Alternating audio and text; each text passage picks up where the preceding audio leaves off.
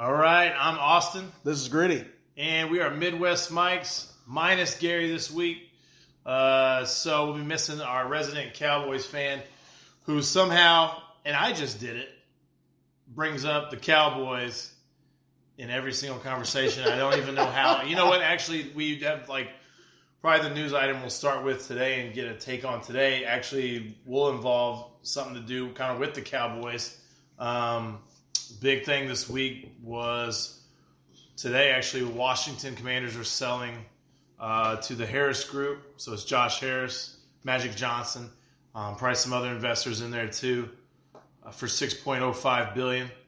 We kind of knew Dan Snyder was kind of the embattled owner, and I think most of the owners wanted him out because I don't think he's a good person in my opinion, and I think he's a bad owner. So they buy the team. What's your initial take on that, Gritty?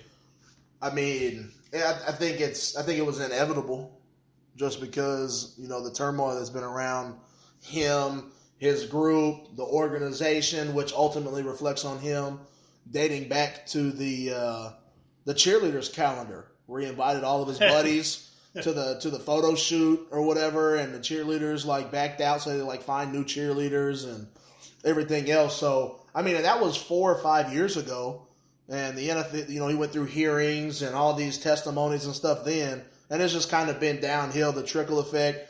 They had to go through a whole rebrand, and I think a little bit of that was just to stick it to him, and that didn't help at all, So I think this was just all part of a culmination of many different issues coming to head, and this was the end. This was the end game, starting 5 years ago. All that talk about workplace toxicity and just the culture there is horrible. What's funny about it is you can kind of see it with the way the team is ran, as far as how the personnel decisions go and stuff like that. Washington's never really got it together. I think in my recent memory, the closest they got to having any sort of stability was when Joe Gibbs was there in his his third run there or whatever. And, they basically, they were a stable team at that time and kind of everything. But lately it kind of gone a little bit crazy, and you just never knew what you were getting with them. So it's great if you're a fan, you should be very happy right now. We know here in Kansas City, and when you see teams that are winning championships, one thing that's a constant with them is a stable owner. You think about Clark Hunt, you think about a Robert Kraft who players seem to like. You think about a Kroenke who, with the Rams, spends money, builds the nicest stadium. I haven't seen anything bad said about him except for maybe people from St. Louis. But the LA fans are very happy with him, I would say. Lowry, the Eagles owner, he's a really good owner too. And I think while you're talking about the owners and stuff, Arthur Blank, I think, is a very respected owner, and that's Atlanta. Yeah, throughout the league, a team that has just kind of been blah since the MVP year for Matt Ryan. Right. And then obviously the blown Super Bowl. But Arthur Blank constantly comes up in these conversations on how are we going to make the league better. And he's always putting his name in the hat for, hey, let's help this league. Let's make this league better. And owners don't have to do that. Right. Owners don't have to do that because the players are going to play, whoever it is they get to play, and they're going to make their money. And Arthur Blank is always right there up front with, not Andy Reid, Clark Hunt, Stan Kroenke, then those ownership group, Robert Kraft, even though he has a little turmoil around him as well. Yeah. Even Jerry Jones, but I think Jerry Jones was more, there goes that Cowboys talk again that we was talking about. It just comes up. Yeah, Jerry, I don't know where I rank him on ownership. I don't think he's the worst or anything like that, right? Because the Cowboys are good every year, right? Playoffs, all that stuff. And, I'm not sure where he ranks on ownership, but yeah, Cowboys come up and they every conversation. Gosh, dang it. Every time, man. What the heck? So, this group, we were talking about it off air kind of before we started talking. they're built of winners. Magic Johnson, the group he was with a Guggenheim group that bought the Dodgers years ago. I remember when they first bought it, and I'm reading about Guggenheim, and I'm like, man, these guys I think they're going to make some moves. And sure enough, they literally bought the team, and they said, well, we want to become good right away. They traded for, I think, every good player that was on the Boston Red Sox at that time. So it was like they got Adrian Gonzalez and Beckett, and I think Nick Punto and Carl Crawford, all in one trade in one day, and added like $150 million in payroll in one day. Because they were like, we need to be competitive year in, year out. And I think the mindset is going to be the same way. You can't do the same thing exactly that you do in baseball, where you can kind of free spend. But I think one thing that'll change big time for Washington, I believe, is I think the culture will change dramatically. Oh, it has to. I mean, you kind of saw it last year when they were kind of good for like that 6 weeks stretch. Mm-hmm. Where there were people showing up, the fans were kind of starting to get rowdy and whatnot. And then you see it also with the DC fans and the XFL. Like, these people want good football. They want football. Mm-hmm. They want to be happy. They want to be proud of what they do, who they cheer for. And it was hard to do that under Snyder. He had to get rid of the team. Whereas this new group, the Harris group here, Magic Johnson. How can you not like Magic Johnson? Magic Johnson is NBA Hall of Famer, superstar, top end, top notch. Owning part of the Dodgers. Now the Dodgers have perennial World Series aspirations, right? And that was kind of low there for a few years. And now he's there. You know what? It was the same, and I can't remember who owned the Dodgers before the Guggenheim Group. It's like McGabe or something. That guy was embattled, and there was a bad culture there. And Magic came in and they turned it around. So I remember that them taking over for that, and so I think a big thing is going to change. The cool thing about it is, I think they have the right coach in place with Rivera as far as like getting players to buy in. I think he's respected. I think he's majorly respected by players. And I think that'll be. I'm not saying it'll be any kind of quick turnaround, and another nice thing is too. It's not like they're the worst team in the league. I mean, they literally almost made the playoffs this year. And so, who was it? Oh, there's Guggenheim. Who was before? Frank McCourt. Frank McCourt. Yeah, that guy sucked. And between '99 and 2004, '98 and 2004, they were owned by Fox Entertainment Group. So you want to talk about totally commercialized. You know what I'm saying? Like, yeah. There's no relationship, there's no relatability between the ownership and the fans at that point. So that really surprises me, and it makes me wonder what other things that Fox or ESPN has got their hands in too, when it comes to ownership of these clubs. But yeah. That's it. There's an interesting one in the Guggenheim. Billie Jean King was part of that ownership group. That's insane. Another thing too is if you'll see Stan Kasten is a longtime baseball smart man, genius. I think originally built those '90s Braves teams. Mm-hmm. Then he kind of helped start the Nationals, and then he switched over to them.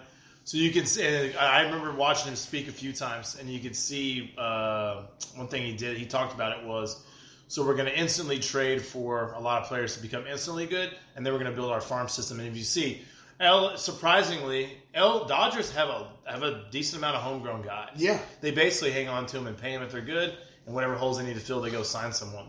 Kind of like, that was kind of the recipe for some of the 90s Yankees teams, where they had the really good homegrown guys and then went and bought guys when they needed to, right? So, and even more recently, the Royals did that with Kendrys Morales, Johnny Cueto, Edison Volquez, the good Ben Zobrist. I think I think Moose, Haas. I think those guys, Salvi. I think those guys are the homegrown guys. Like, that's the group. Gordo, that's the group. Those are your homegrown guys, right? Whit Merrifield, etc. those guys can only take you so far, and they were good in 2013, not great. Mm-hmm. They were good in 2014, right? And then you had to go and make the Ben Zobrist signing. So when you see, what you're talking about along the lines there is, hey, we have the core, but we need to spend a little bit of money to bring in that piece that puts us over the top. The difference between the small market teams and the big market teams are the big market teams don't ever have to fill that hole from the get-go. Right. Which, like the Dodgers, they don't have to fill that hole anymore. But when they first were going with this new ownership group, it was, let's build our farm system, let's get our guys, and then let's go get Mookie. And then let's go get Freeman. And then let's go get, let's just keep adding pieces at that point. Yeah. That way we're not relying on the big dollar guy. We're not relying on the superstar. Because like Will Smith, that's their guy.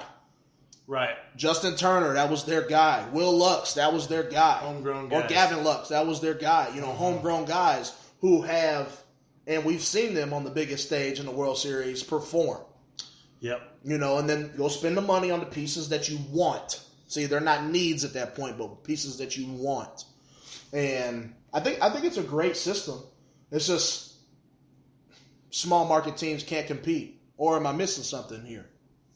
Small market teams can compete if you build them correctly. But, so, ending up on the Commanders, kind of the conclusion we're coming up with is Magic and them. And I believe the owners have they already voted this thing in? They said it could be finalized within the week. So it went in today. I'm assuming you won't hear anything about it being finalized until Tuesday at the earliest. Next Thursday at the latest, next Friday at the latest. I can't see. It won't be next. No, it'll be done before the draft. I apologize. It'll be done before the draft. Yeah, I agree with that. And I can't see any owners having an issue with getting Snyder out and bringing in a really solid group. Because one thing that Magic's done in his career is always surround himself with really good partners. And so I think this is going to be really, really, really good for the NFL as a whole. And NFC East looking stronger too, because they're just, the culture's going to come back, and Washington will be somewhere where players want to go play again. Is it really they can get a quarterback, and you might be doing okay there or whatever. So yeah, you said it. My last point on the Commanders is you brought up Joe Gibbs, coach, and Joe Gibbs. He was asked a lot while he was the owner and coach of the Washington Commanders or the Washington Redskins at that time. And he left football as a Hall of Famer and went to NASCAR. Mm-hmm. And another really well-run organization. To no surprise, right? Yeah, it's just called Gibbs. It's like Gibbs Racing Group. Joe Gibbs Racing. Yep. Yeah, they do run really well. Joe Gibbs Racing. He's got. Well, he had, until Kyle Busch left, he had 7 championships. Mm-hmm. I think he might actually have more than that. But, he's always been known as a front runner car. He brought in Toyota to NASCAR. So, you just see these guys that come from these cultures that are winning and successful. They're good at marketing. They're good at appeasing the fans. They'll succeed anywhere.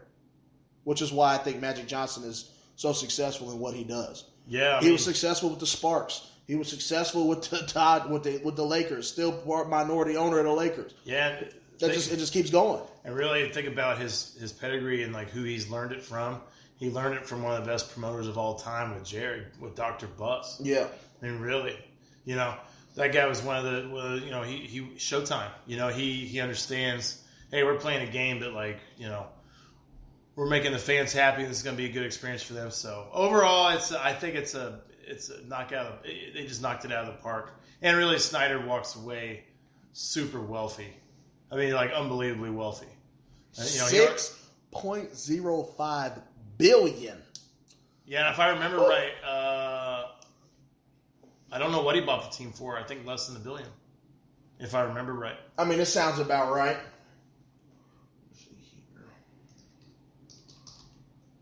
We're looking it up now. But talking about talking about payroll and stuff like that, we want to kind of transition over to baseball, where it was like original purchase price or Snyder's purchase price or whatever. I think it's under $1 billion. It's got to be.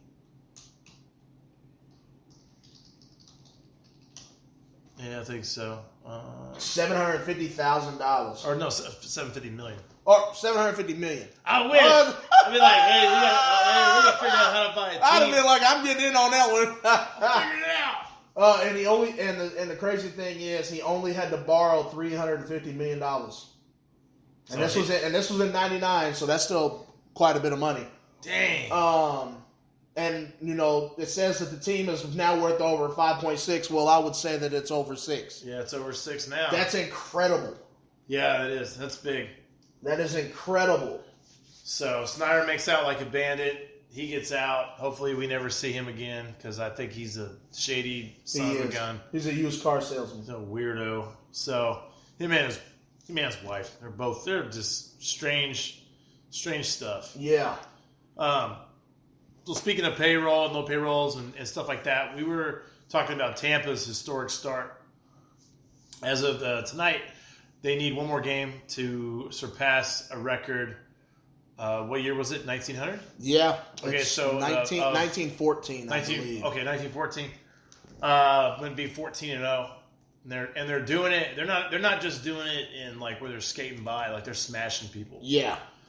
And it is baseball, so like sample sizes, whatever. They may end up coming back down to earth eventually.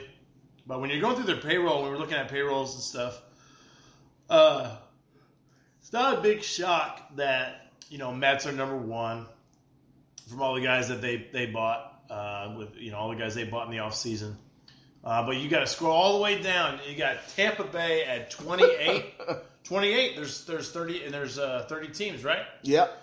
So they're 28th in payroll. The only two teams that they are above are Baltimore and the sad Oakland, which I still think if Billy Beane ever left Oakland and went to somewhere where he could even get $170 million, I feel like he would win a World Series. Yeah, because he's such a good scout and his staff's on point. That's neither here nor there. The Royals are 24th in payroll at $92 million. Which is incredible. You know what's crazy, man? That's incredible to me. You thought it was going to be lower? I did. I thought it was going to be lower than that. I mean, just going through the roster, right off the top of my head, I can't think of that many guys that's going to add up to that on the 40-man. To 90? Yeah. 92. I mean, is it 92? It's 92. 92 million. Yeah, I don't know. You got... I got the roster here, and I'm trying to figure out where the...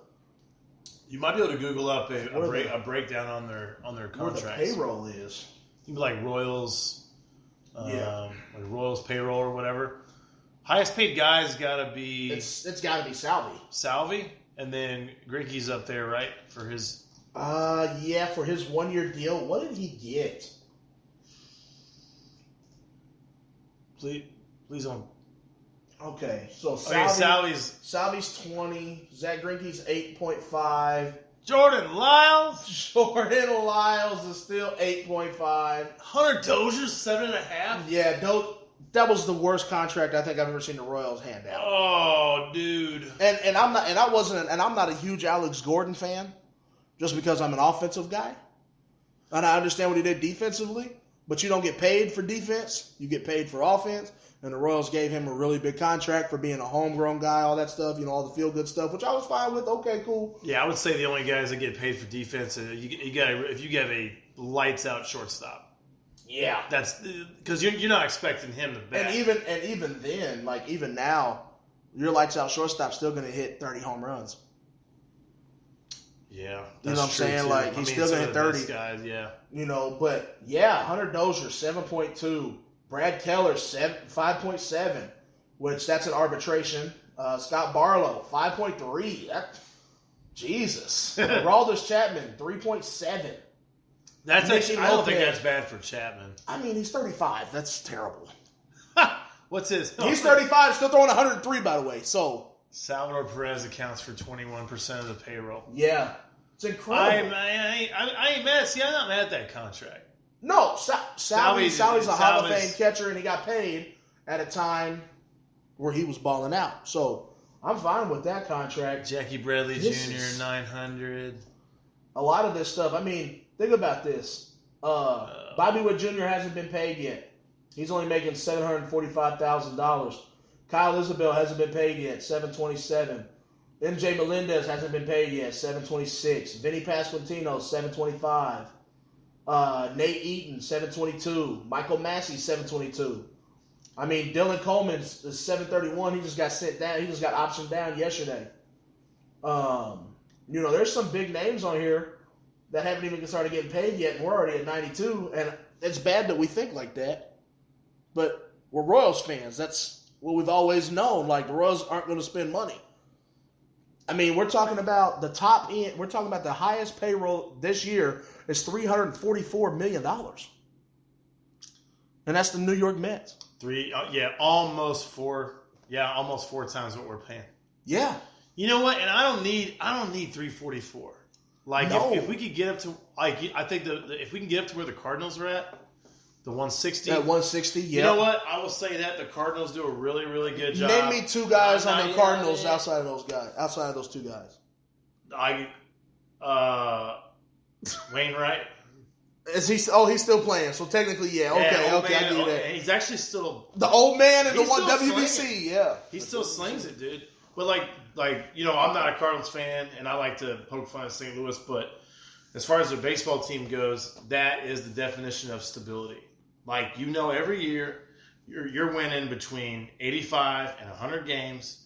You're gonna make the playoffs. You're gonna be good. Your payroll's gonna be at freaking average, which I guarantee they're doing that on purpose. Yeah. They're saying, "Where's the average at? We want to be right there." Yep. Because we don't need to be any higher. We're a Midwest team. Another homegrown team. Yeah, big time. Another homegrown Yeah, team. they do the same thing where they grab a couple Goldschmidt and Arenado. They grab those dudes, and that, to me, those are two top 10 guys in the league right now. And basically, they have those two guys, and they have all their homegrown boys, and that's how you got to do it. So, what the Royals end up doing is they end up trying to grab. They sign guys, and they're just super old. Yeah, the Cardinals spend money like we talked about on their top guys. Miles Mikolas, who we saw throw in the WBC with Waino, he just signed this contract. They got him to that number, the 18.7. Again, though, we're talking 35. Paul. Well, you Goldschmidt. got to go through the gray area, so the adjusted salary. Yeah, the adjusted salary. So Paul Goldschmidt, because this includes this. So the adjusted salary includes your signing bonus. Paul Goldschmidt's accounting for 26. Miles Mikolas is 20.4. Arenado is only 13 this year. Man, that is a deal. But his base salary is 35. So somewhere in there, this is signing bonuses and guaranteed money. Straight up is somehow, or they're missing a thing there. But yeah, he's only 8% of their payroll. Then they got a bunch of guys that are paying single digit millions too. Jordan Montgomery's 10. Wilson Contreras from the Cubs is 10. Steven Matz is 10. And these guys are kind of retreads that they get. They're kind of retreads. I mean, they've only had Paul Goldschmidt 3 years, and he's 35. So they got him when he was 32 and gave him that much money. Arenado's 32. They've only had him a couple years as well. Did they get those guys, or is that two different off seasons? I think they were back-to-back years. Okay. I'm pretty sure they were back-to-back years. But like Wilson Contreras, retread from Chicago, which is surprising that would happen anyway. That wouldn't happen 20 years ago. No. Going from Chicago to St. Louis. No. That wouldn't happen. Look up, speaking of Chicago, look up the White Sox. I'm curious to see their payroll. Because I really felt like they overspent on some guys too. They do. They overspend on guys to get hurt. Lance Lynn is 18.5 at 36 years old. Yasmani Grandal, 34-year-old catcher. He's 18.2. Yohan Moncada, who I'm pretty sure he missed almost all of last season injured. He's 17. Lucas Giolito is 10-4. And then they have a bunch of guys. Oh, yo, they got Benintendi. Yep, and they have a bunch of guys just kind of right in that middle area. Yeah, Benintendi went to the Yankees last year, and they didn't re-sign him, and they ended up with the White Sox. Yeah. And they're pretty top-heavy. They are pretty top-heavy. Jake Diekman. Elvis Andrews is still playing. Okay. How old is he? 34. That's actually for what you're paying him. That's not bad. No, but that's really surprising that he's still playing. You got like a lot of older guys. They do. Let's see. 36, 34, 32, 32, 36, 34. And then they kind of get a little bit younger down there at the end. Oh, see, and then you got. Oh yeah, I forgot we got injuries down here too. Yeah, so like Tim Anderson, Liam Hendricks, Eloy Jimenez, who they really haven't paid yet. Oh, bro, they got Joe Kelly. Yeah, again, man, they 35. Do have a lot of. They have a lot of guys. They're like hoping to get back to their former glory. Yeah. I mean, Jose Abreu. Oh yeah, Jose, yeah. Let's see. So we have 14, 26 and a half, 37, $46 million on the injured list right now for their payroll this year. That's what happens when you have all older dudes. Yeah. And it's going to happen in baseball too, is that these older guys are trying to take care of themselves. And yep. Yeah, I'm hurt. Yeah, okay, maybe. Yeah, you might be. You're 50. But I'm just intrigued by how these teams are competing and the payrolls aren't matching up, right? Like Tampa Bay's the best team in baseball, and they're a bottom 3 team in their salary. Right. Which is incredible to me. Because baseball, you spend money, you win, is essentially the blueprint. Yeah, and if you don't, it's a big old problem. It is. You get the Royals. You get the Royals. Well, I'm saying if say you I can't even say they don't spend money because they got $92 million on the payroll. Yeah, 24th though, man. Yeah. They got to get I know I'm trying to look at the standings right now. I was going to say which one of these teams. I got you. Any teams like in the top 5 that are not playing well right now? Tampa obviously is good. They're playing really well. The Yankees are good. You know what? Angels 7-5. Scroll on down to National. Atlanta, not surprising. Mets, not surprising. The Mets and the Mets, remember having some injury issues over there. Yep. They lost Edwin Diaz in the he's done WBC. For the year, isn't he? Yep. Yeah, there was another injury. I forgot who it was. This is another big injury though. Came up last week, I think. So yeah, I mean they're kind of in some turmoil. But you look at that big number. You look at that 344. I don't care who's hurt. You better be winning. You're $70 million above the next team, which is the New York Yankees. So yeah, you should be rolling right now. That's an interesting question too. You're a baseball guy, so oh my! Before we do that, let's look at this payroll. Oh, we're looking at the Mets right now. Max Scherzer, 43.3. Francisco Lindor, 32. Starling Marte, 19.5. Brandon Nimmo, 18.2. Who the heck is that? Kodai Senga? I've never heard of him. Oh, he's a pitcher. That's why. Yeah, he's a starter. And there's so many other pitchers on this roster. He's 14. Pete Alonso's 14.5. That's an arbitration. Yeah, Alonso's a dog. Carlos Carrasco, 36 years old, 14. Carlos Carrasco, golly. Good David Lord. Robertson.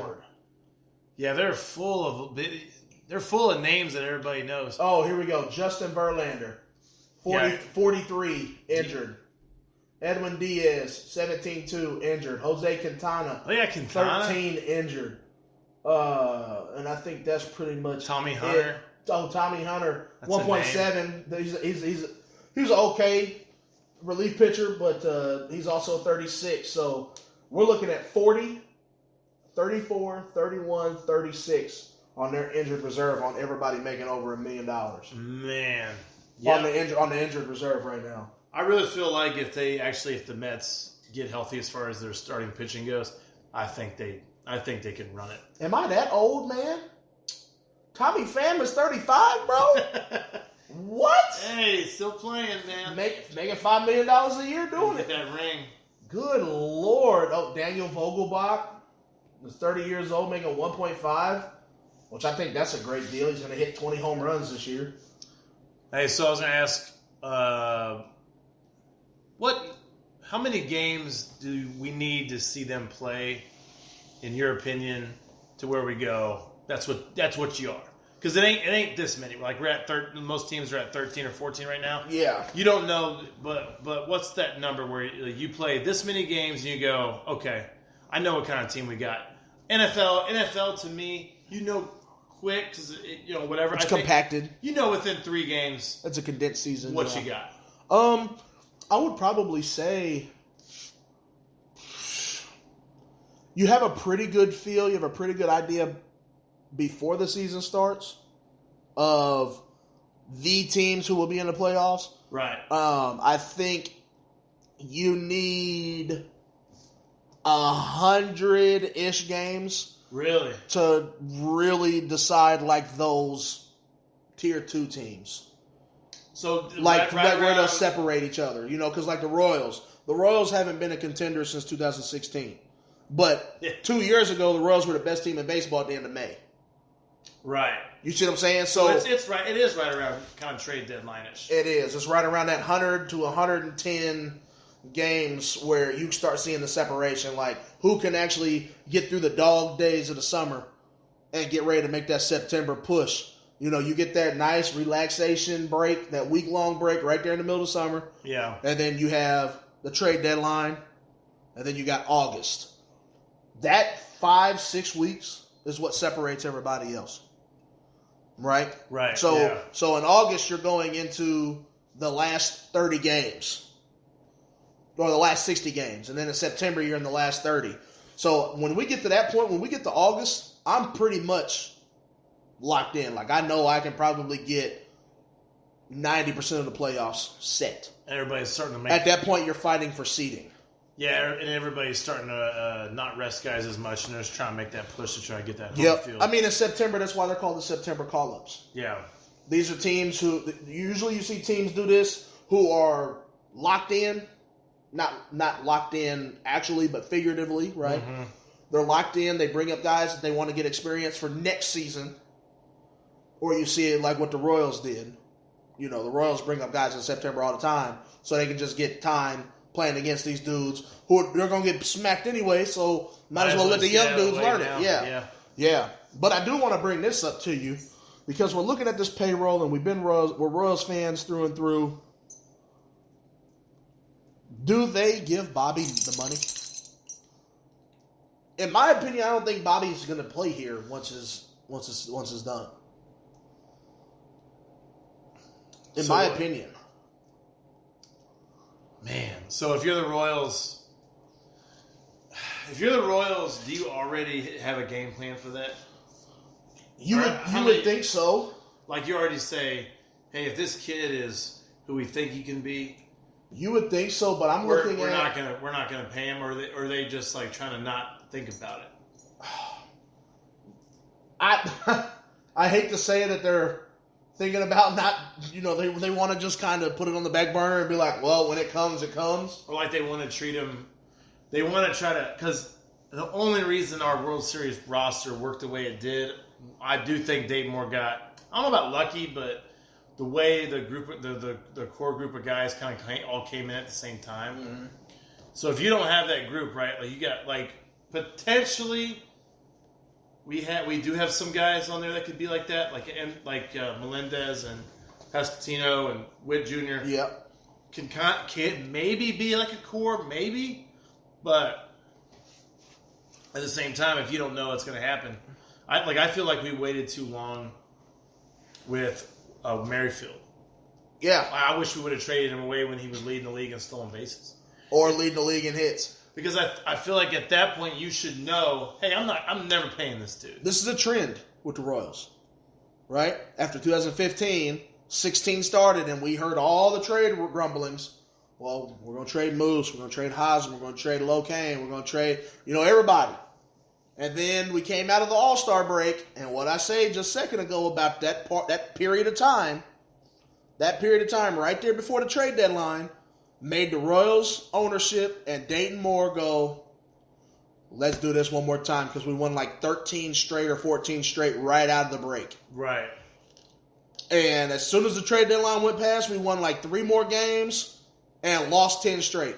And it was over. We missed our window just because, these guys are homegrown. Like, we have an emotional connection to them. And I felt like we missed that, and we missed it on Witt. And a lot of people don't want to hear this, but I think we've missed it on Salvi. Did we miss it on Salvi just because, or you mean like trading him? Yes. I don't think we've missed his contract. I think we've missed the window of getting what we could have gotten out of him. Yes.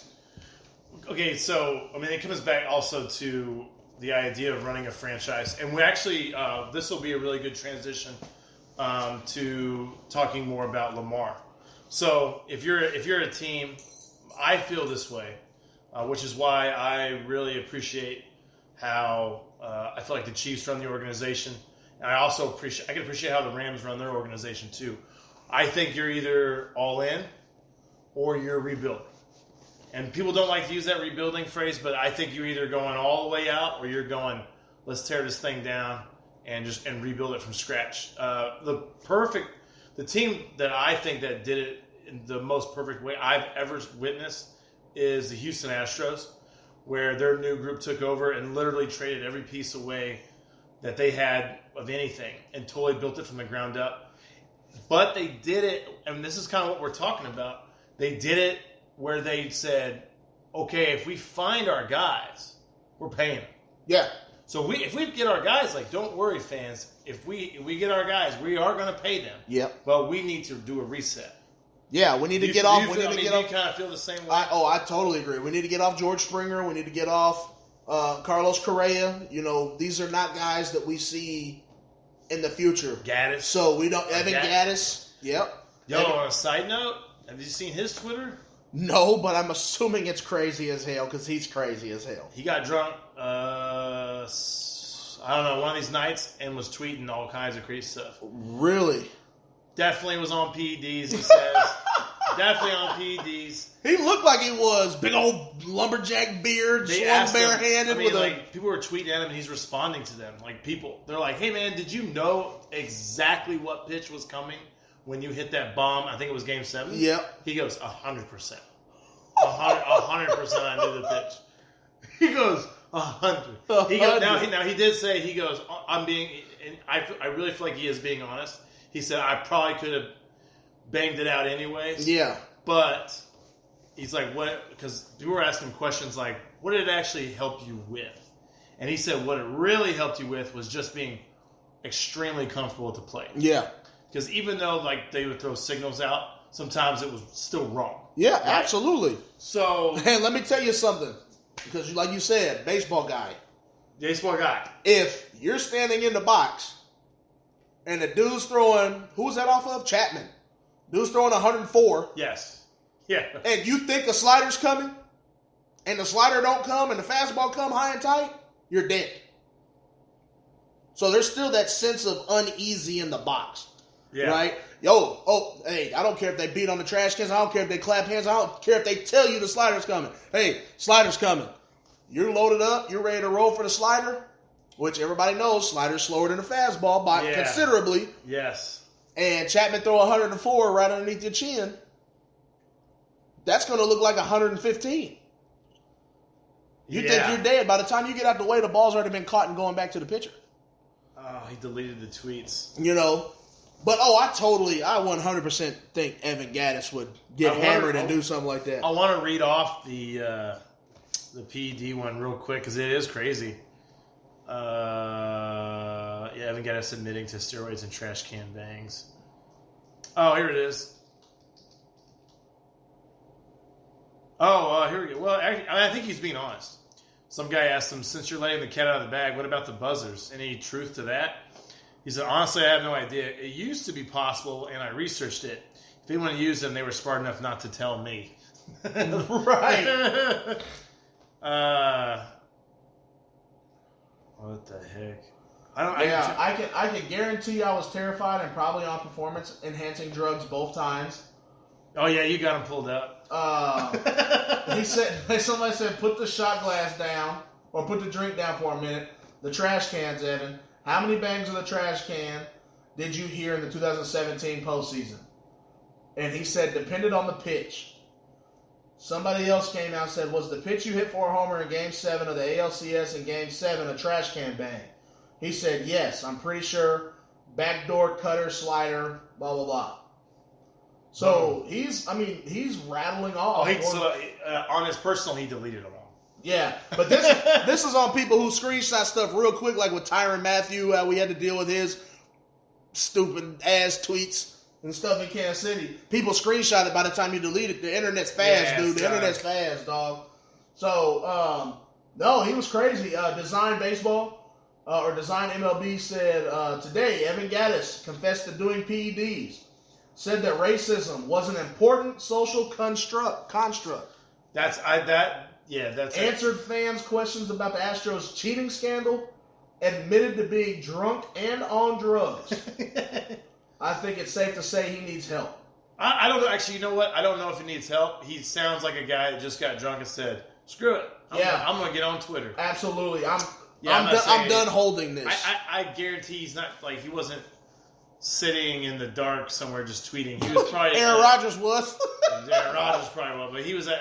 This dude's at a buddy's house around like a bonfire, and he's like, "Hey boys, I'm getting on Twitter, do some crazy stuff." Yeah, I'm done. He don't care. His career, it's over. Yeah, what they gonna do? Suspend me? I'm not going to the Hall of Fame, so they can't keep me out.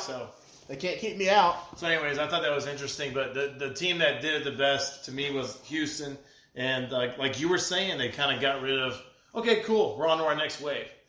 We still got some, a few of the guys from that are still really good, but Houston did the best. So let's go ahead and transition over to NFL. Before we get there, I asked you about the Bobby Witt the Bobby Witt contract. Yes. So MLB average is $10.1 million. That's where it starts.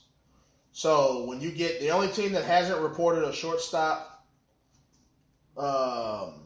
payroll is the Texas Rangers. So we'll X that one out. The Minnesota Twins, they have 5 shortstops signed for $42 million this year. The New York Mets have 2 signed for $35.7 total, which obviously Lindor is probably taking up 90 of that, would be my guess. Big time. The the Padres have 32.4 and 2. Phillies have 3 that are at 28.9. Again, we're talking about big chunks of payroll for your team. The Minnesota Twins, 27% of their payrolls are shortstops. The Mets, 10.3. The Padres, 13.2. The Phillies, 11.8. The Detroit Tigers, 19.8. We're talking about, so Bobby's going to be getting 10%, 12% of your payroll at some point, and I just don't know if the Royals are willing to do that. What do you do? I try to get Bobby in. That's it. And real quick, we're not going to go into super big details on the financials. I'm going to try to get... To make it easy, I'm going to see if I get Bobby at like 15 a year and try to do it early. To be honest with you, it's probably... Try to get him early? Yeah, if I can do 15 a year. Because to be fair, if you pay these guys earlier when they're young, if you pay a guy when he's younger, say you give him a big signing bonus, that money is worth more to him when he's younger because he can invest that. And absolutely. You know what I mean? In 10 years, that money that you're giving him as a big old chunk is basically setting him up hugely for his life in 10 years, right? Yes. So... yeah, I really agree with you. I think he's starting off a little bit rough, but I still think it's baseball, and I still think Bobby Witt Jr. is nasty. I think he's going to be a great player. So I really hope the Royals jump the gun on it. So say you're the Royals, and for a fact, like, man, we're not paying this dude. When do you trade him? Do you trade him just in his last year of his contract? No. If he's hot around the trade deadline, he's gone. Go for it. If he's you not know. if you know he's not part of your future, which Bobby Witt Jr. Let me be clear. I think Bobby Witt Jr. is part of the Royals' future. Yeah, I did too. Again, if Bobby Witt Jr. comes out and hits 305, for 2 or 3 straight years before his contract's up, before his rookie deal's up, you're talking about paying a dude upwards of $20 million a year. So we're talking about 10 years, $200 million, 10 years, 220 or 225, somewhere in there. So if you think he's the guy, which I actually do, I do think he's a stud. You go ahead and try to get him now. Yeah. Or not now, maybe next. Well, I don't know when arbitration's coming in. Oh, he's got time. Okay, so before that. Yeah. We're going to get something knocked out before that. Right, because arbitration, if he's a 300 hitter for those 2 years before arbitration, you're going to be giving him $22 million anyway.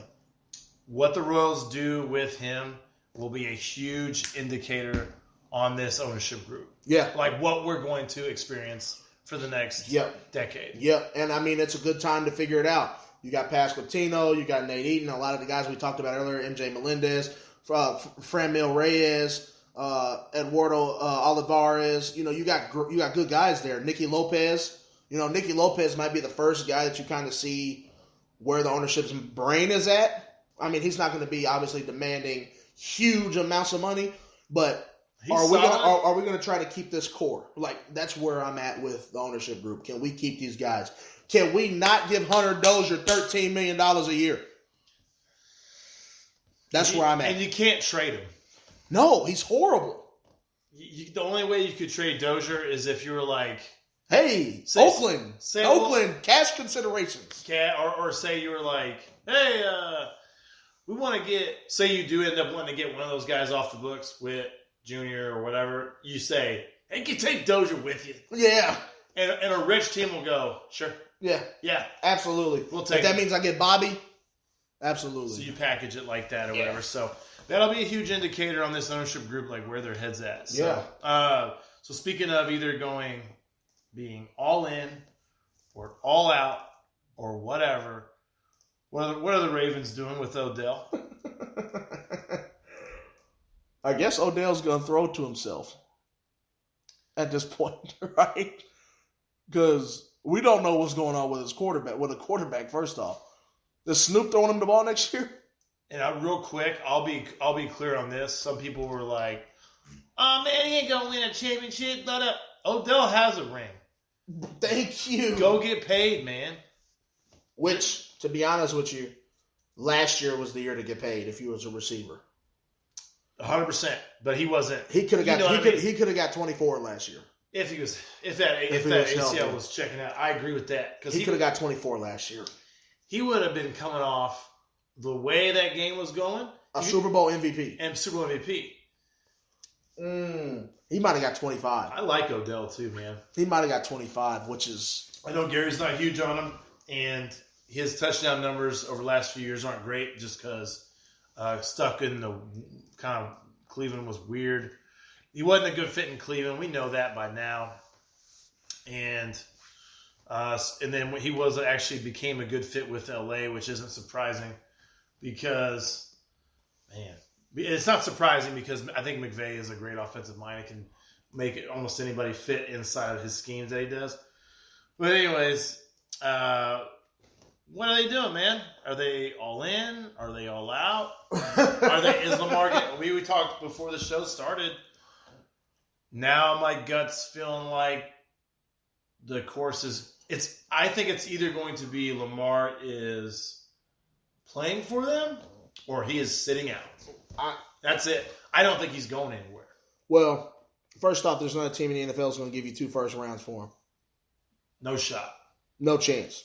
No chance. The dude that's the most important part of his game is running. Coming off of 2 season-ending lower leg injuries. As a runner, again, I'm not talking about passing, as a runner, that's already an asterisk. They're already scared about that. He's got the American Red Cross sitting right next to his name with a bunch of ownership group and a lot of general managers. So I really think he plays because he can't afford to sit out. Because I think if he sits out, I say that if he sits out, Watson got paid.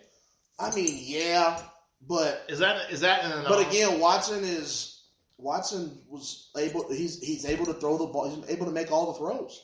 Not last year, but he ain't thrown a football in 2 years. He was so busy throwing around massage therapists. We'll know. Yeah, no joke.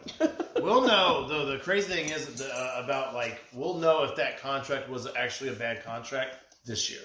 Within the first 4 weeks, you'll know right away. Deshaun's still got it, or he does not, and Cleveland is they're in trouble.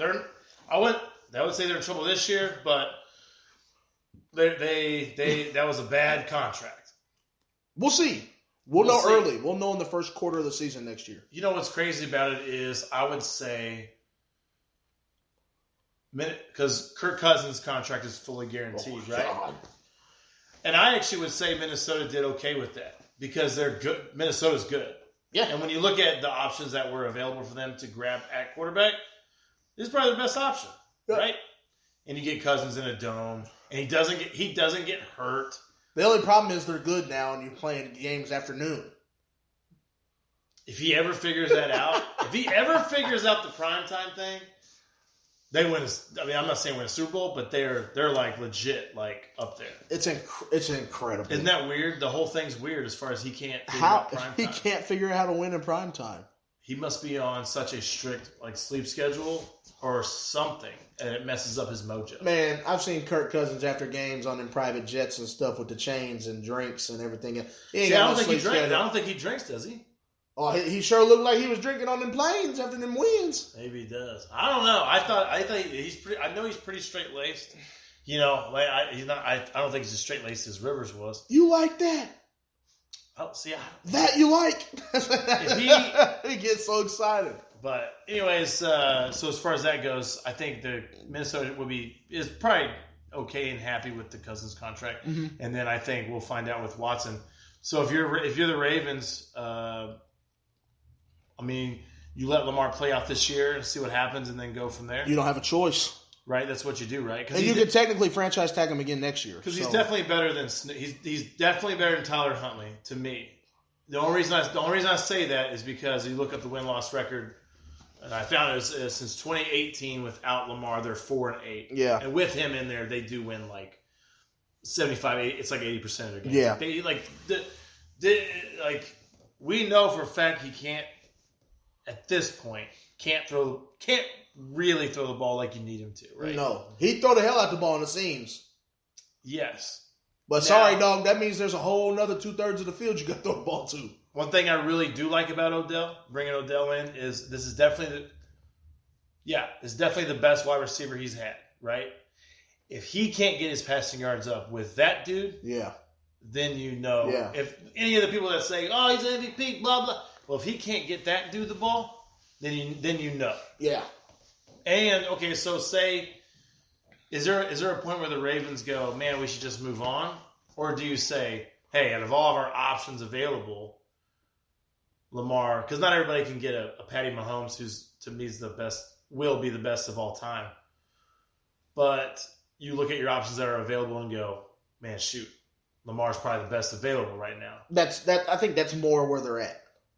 Because I think as far as their options go, he is, right? Yeah.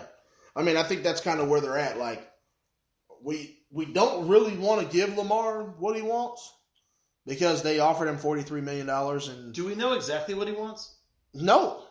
But I know he wants a fully guaranteed contract. He wants and the Ravens gave him 3 years, offered him 3 years, $43 million a year. Fully guaranteed? And fully guaranteed. And he hasn't signed that contract. He's wanting more years, huh? He's probably wanting more money and years. God dang. But you know what? Again, bet on yourself. I agree with the bet on yourself. I had to listen to all these fools in Baltimore talk about big trust, gang, big trust, blah, blah, blah. This is the best quarterback, blah, blah. He was only the best quarterback 1 year. And that's because the real best quarterback got his knee spun around and missed 2.5 games. And I actually don't feel like what did he do in the postseason that year? Lost in the first round as a number 1 seed To Tennessee. That's right. At home. I mean, if the dude say he's still running the way he does and he starts winning some playoff games, my stance on him will soften a little bit for sure, because I think winning is above a lot of stuff. At the same time, it's like, man, this is a team game, and that means the Ravens as a team are doing real. Because let's not forget, Harbaugh won a Super Bowl with Flacco. Yeah. You know, and I would, full body of work. I'll still take Lamar over Flacco, because Flacco had one phenomenal postseason. The rest of his career is pretty mediocre. Well, that's because you had the Steelers to compete with pretty much right out the gate, because one of those teams is going to win the division, and the other team is going to be a wild card team. I also think the Ravens' defense was pretty nasty that year too. So right. I mean, it's a whole bunch of stuff. I also think. But again, we're talking about Lamar losing close games in the playoffs. You got to win those games if you want to get paid. Yeah, I mean, if you score in a game against the Ravens and they have a minute left, you got to win. I'm not scared. I'm not even worried at all. I'm not scared. I'm really not. Now, other teams like that the Chiefs play, when Jerick McKinnon slid down at the goal line, I was like, oh damn, that means Butker got to kick this ball, and we've already know how that goes.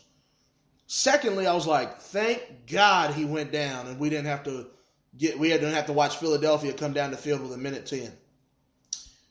You know what I'm saying? Like is Jalen? I have that feeling about the Philadelphia Eagles on that day in particular. I should say. Yeah, Jalen's playing really nice. Is Jalen Hurts? Is he what the Ravens, or I shouldn't say Ravens fans, because the Ravens fans do think Lamar is God. Is that what you would want Lamar 100%? to act like? You're like, when people think of romanticize about Lamar Jackson, 100%. They're actually saying, we wish Lamar played like Jalen Hurts. 100%. Because Jalen can throw. And I'm going to be honest with you, and I know a lot of people, this is going to rub a lot of people wrong. In some ways, I want him to be Deshaun. Deshaun uses legs when he needs to. He's super athletic. And this is obviously pre-massage therapy, but use your legs when you want to. Game changer with your legs and the arm. Mm-hmm. And he won a lot of games in Houston. Mm-hmm. Unfortunately, you run into a buzzsaw called the greatest quarterback ever, the greatest tight end ever, and one of the greatest wide receivers ever, and you get blown out after being up 24-0. I would say, unfortunately for him too, you get a head coach who becomes the GM and decides to trade off your number one option. Yeah, and then go get Brandon Cooks. Yeah, right. The D-Hop trade was crazy, which either means O'Brien was a terrible GM, which I think that's true. He was. Or D-Hop is horrible in the locker room, and I don't know if that's the case or not. We may find Chiefs fans. We may find out. We'll see. I don't know if he's coming here or not. I actually am good either way. I don't care. I can't fathom that D-Hop is a locker room cancer. I got no idea. With everything he's gone through, his mom losing his sight and stuff like that. Like, I can't fathom, everything around him, I can't fathom him being a locker room cancer. You know what I'm saying? So, yeah, I don't know. I mean, it's interesting where it's going to go with that. So anyways, so Odell Beckham Jr., do you think that's a good move by the Ravens? I think it's a good move by Odell. It's a great move by Odell. I bet they were the highest bidder. Oh, 100%. I know who offered him $4 million. Who, us? Hell yeah, we did. Brett Veach picked up that phone and said, Odell, I got Patrick Mahomes, $4 million. Take it or leave it. 4, you get a ring. You'll be our number one wide. Or in our system, you've never played with anybody like Travis Kelce. No. Or Patrick Mahomes. No. So you can come here and have your career year on one leg. And then you can parlay that into then you can turn that into a 2-year deal. Yeah. Another thing too, Some of the other guys that got paid, I saw actually some, and I really feel like it's the vocal minority that are trashing Thornhill on Twitter and stuff. And Thornhill says something like, man, blah, blah, blah. And I'm like, dang, man, I hope he doesn't think a lot. Because I'm cool with Thornhill. I'm cool with him going and get paid. Yeah. You got your ring, go get paid. You got 2 rings. There's 3 things to me. And to be honest with you, he was playing at an all-pro level his rookie year when he tore his ACL. Yeah, I agree. I think he had like 4 picks. I'm a fan. I'm Yeah, one of those guys. no, I was a fan of If they Thornhill. would have brought him back and been like, great, he leaves and gets paid, I'm like, cool. Yep. I'm good either way. With the way Brian Cook played late in the year, I knew Thornhill was done. Yeah, Veach has really done a really good job of figuring out when you have to do the uncomfortable thing of moving off someone. And then maybe bringing it back later for a little on the cheap if you have to. Yeah. Which I don't think we've done. We haven't done that yet with anybody, but I can see it happen at some point. Yeah, it's going to happen this offseason. Who's coming back? Frank. Oh, you think so? I told y'all that when it happened. I think I said it on when we was doing the show. Yeah. I think Frank plays in KC with the Arrowhead. next Yeah, absolutely. I think what ends up happening, too, is I think the conversation's probably not a hard one. Because it felt like between the comments that the team put out about him and the comments that he said about us, it was super like, hey, we're good. It was just the money thing was never going to work. Veach probably said, hey, man, we're not going to – we got to do this and that. Hey, you shop around. Maybe we'll be in touch once we figure it out. Da, da, da. And he's probably like, okay, talk to my agent. Yep. Because actually, you know what? It's probably Veach talking to his agent. He probably sent Frank a message, thanks for everything. But actually, I don't know. You think it's? I don't know. I'm pretty sure Frank rubs people wrong, but I think Frank is very professional. Right? Yeah, I think he's very professional. And anybody who's ever played a sport has been overwhelmed by emotion.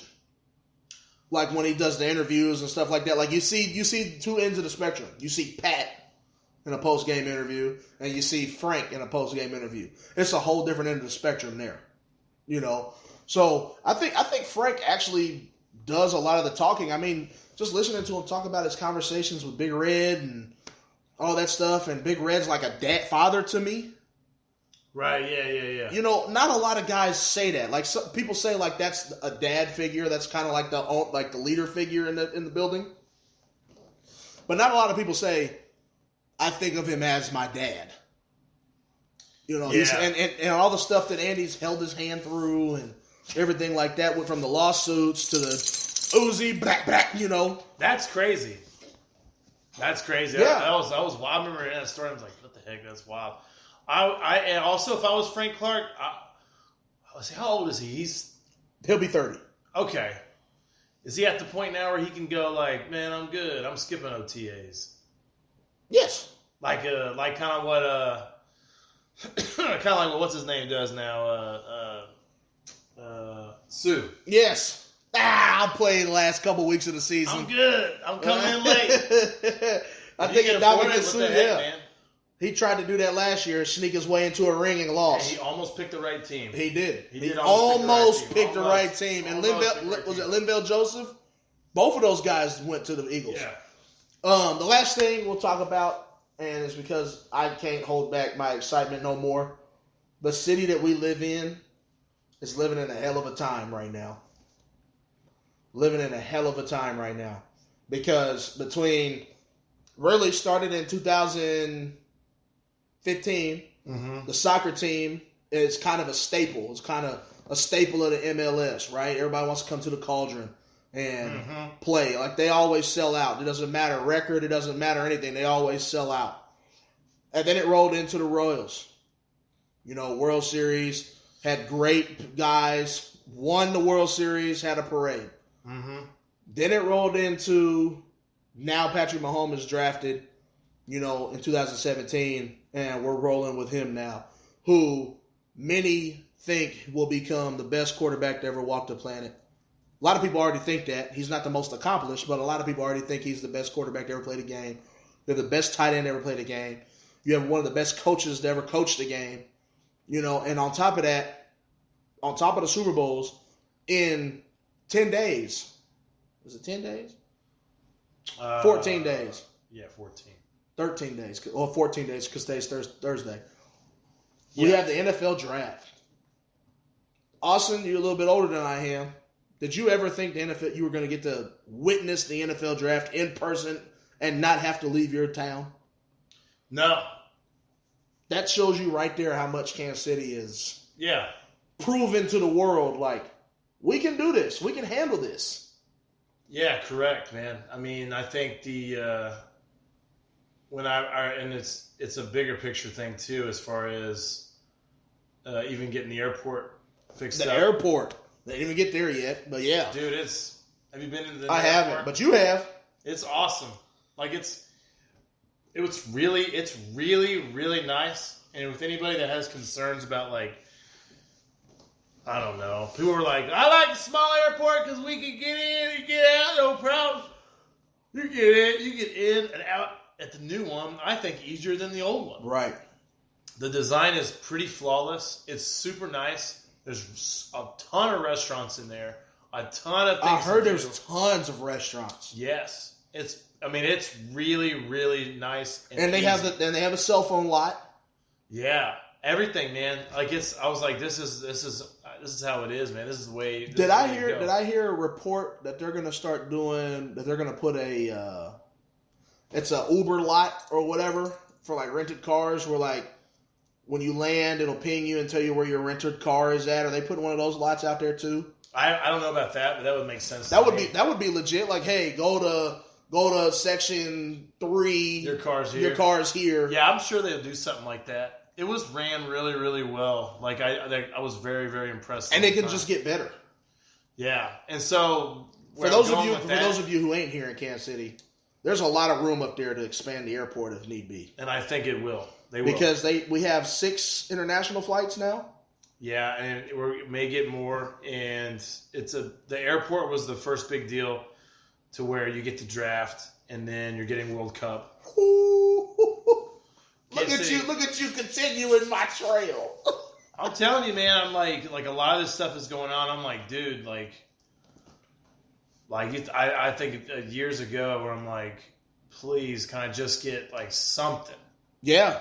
And then for a while, it's like sporting is really good, and I'm like, you know what? And I would say it for a long time, like, you know, the best ran franchise in our city is Sporting, which was sad. It's sad, but it was sad but cool. But speaking of Sporting, remember it used to be Livestrong Park. That's Lance Armstrong. Like that's Tour de France, a 7-time winner. Used to be Livestrong Park here in Kansas City. You had to switch that up. Ain't that crazy? I'm just saying, like, before all that, before the PEDs and stuff. But that's crazy to think of. Like, that's how big the soccer scene was. The yellow bracelets on and everything. Yep. Everybody had those. So. That's how big the soccer scene was here. And that's what I'm talking about with the Sporting thing. Like, it's always been. It's awesome, man. I mean, it's so cool. I mean, even, you know, I know you're not a Jayhawk fan, and I'm not either, but even like KU is being dominated around here too. So for the KU fans around here, they're K-State, Missouri. I mean, like it's they good. all had good years in basketball, so it's really good. When all 3 college teams are good, it's awesome for the area. So. All 3 played in a bowl game. Yeah. All 3 had good basketball seasons. Yes. A little disappointing for 2 of them, but you know that happens. It's weird. With Missouri, I'm like, okay. I thought, and we did at the beginning of the year, we were horrible. So when we got decent, I'm like, hey, all right. Like this season's a win for me. But we had Princeton. I mean, but Princeton turned out to be really good. Really good. You know, it's like it turns out to be. It's just one of those things where it's like, yeah, I'm good. I'm good with this. Now, if I was a K-State fan, I'd be pretty disappointed. Yeah. But even like staying on the whole Kansas City thing. We're getting a one-of-a-kind, thus far, women's soccer facility. Yeah. 3 practice fields, state-of-the-art stadium. Where's that getting built at? Right down in River Market. Really? Yeah, it's right on the river. That's gonna be... It's right on the river looking southeast into downtown. When does that open? So maybe it's West Bottoms. Maybe it's right down there, like the 670 area. When is it? I haven't been down next there. Year. It opens next year? They went vertical last week. So I think it opens next year or maybe like halfway through their season or something. It's the power. I mean, it's the power of having the best quarterback in the league, and he not only is he wealthy, he gets a lot of money put behind him. Yeah. And his marketing machine. I mean, it's huge. I really feel like this guy, it's crazy to see it, but. And as much as people want to hate on Brittany, her too. Yeah, I actually don't. I don't like to hate on her at all because I really feel like a lot of things that she does is I think she gets really excited and I think she gets taken out of context quite a bit. Yeah. Now I think his brother's kind of a bozo, but no, his brother's in trouble. His brother is in trouble. He assaulted that lady down at the club. I haven't heard it. Yeah, I saw the video, but I haven't heard anything else of it. That's what happens when your brother got long money. Hopefully, it could be a context thing too. No, Pat gave her $40 million to shut the hell up. I don't even give her 40. I know, but I don't. Hey, know. Here's a couple mil. He's drunk. We know he's a dumbass, but at some point, he's a grown man. Yeah, he is. He's got to fight his own battles, and for it to go swept under the rug that fast. Yeah. Patrick's on like a mafia level here in Kansas City, man. You know what one thing is, too, is for the most part, this last offseason, he was pretty quiet. Mm-hmm. You know what I mean? She was, too, really, honestly. No spraying champagne on people. But then Dante Hall did it this year, and didn't nobody say nothing. Yeah, they just do it because she's this blonde little girl. It's like, It's because they hate Jackson. And she's, and they're trying to, and they're just going to keep nitpicking it and hate it, hate. If Brittany sprayed me with champagne, I wouldn't care. What? I probably would have never washed the hoodie. I'd have put it up on the damn wall framed. Yeah, it wouldn't have bothered me. I think it was a big deal because there was some people. The problem is I think the group. There were some people in there that were like, "Yo, this sucks. I'm not trying to get showered. It's cold out. I'm not trying to get showered like this." They weren't feeling no temperature unless you have Noah's soul, because that was the ending of the Buffalo game 2 years ago. Right. The Super Bowl, the AFC divisional game walk-off. So they just want to say whatever. And also, you know what? I will say this too. It was cold. I didn't know it was cold. I didn't even put on a third or fourth layer in the stadium. I would have had some on. I tell you what. The one thing is too is not like we got direct comments from like those people. It was more generalized. Watch video, whatever. So, anyways. Yeah, but I mean, you got the women's soccer stadium going in. And then the downtown ballpark is right around the corner.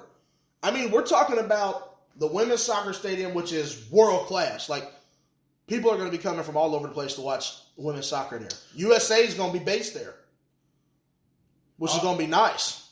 That's going to be crazy. The United States women's soccer team is going to be based there. That's huge. That is huge. That's huge. That's the best soccer team of the two national teams. Yeah. For them to be based in Kansas City, that's be their practice facility. And then, we go into the World Cup, right?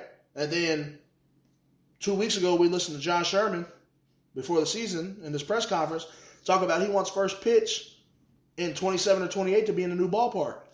Well, 24 is going to be in 7-8 months, man. Yeah, I'm excited for that. And that's like kind of what we were going back to earlier as far as they're going to pay these guys. If they decide to pay these guys, I'm already excited about Downtown Stadium. I'll be much more excited. Yeah. Because I'm really hoping what they're doing now is just going, hey, we're biding our time. We're gonna get Chapman to be decent. We're gonna flip him for some prospects. Chapman probably doesn't finish the season in Kansas City this year. No, I mean I think the whole idea on signing him was a flip. Yeah. And Gricky probably wants to stay, so they probably he's done after this year, so he'll. And I think they would ask him like, "Hey man, do you want us to shop you around?" And he'll say, "No, yes, yes." He's so weird. He is. Well, remember he left baseball for like a year and a half because he had the anxiety problem. I'm like making fun of him, man. But like, think about this.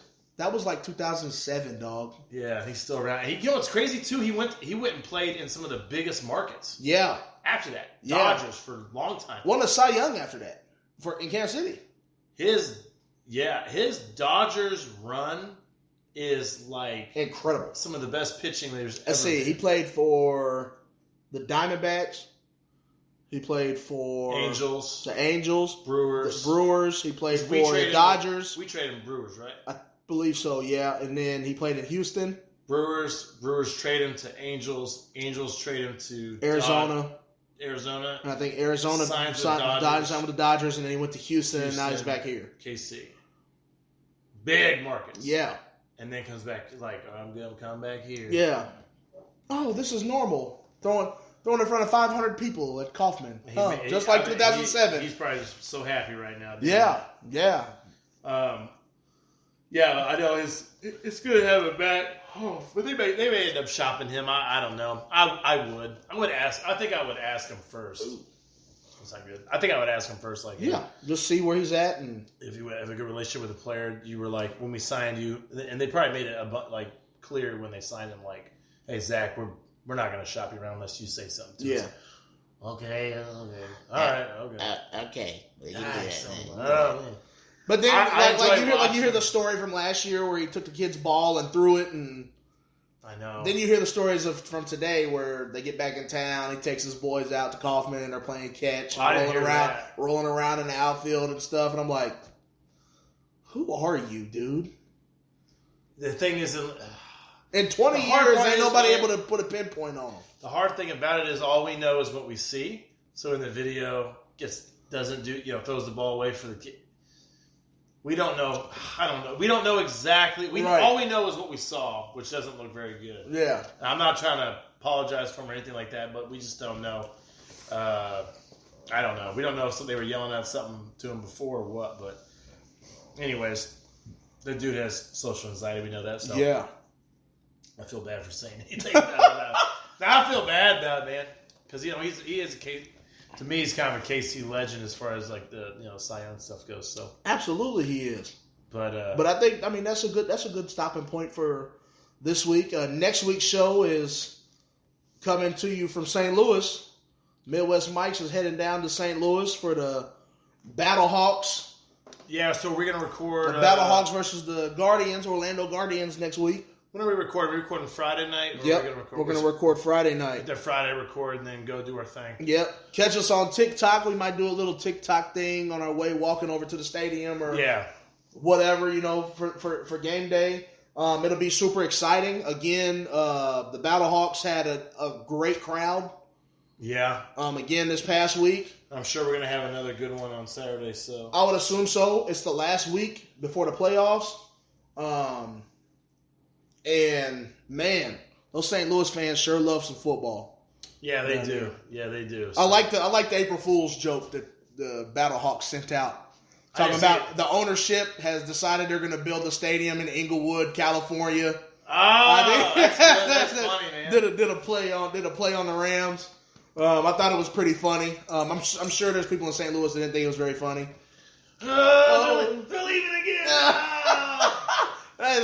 April Fools. April Fools. Sorry about that, boys. Yeah, no, but I thought it was a blast. That city is rallying around that team, and we'll probably enjoy a Cardinals away game at Ballpark Village or something down there next weekend. Yeah, for sure.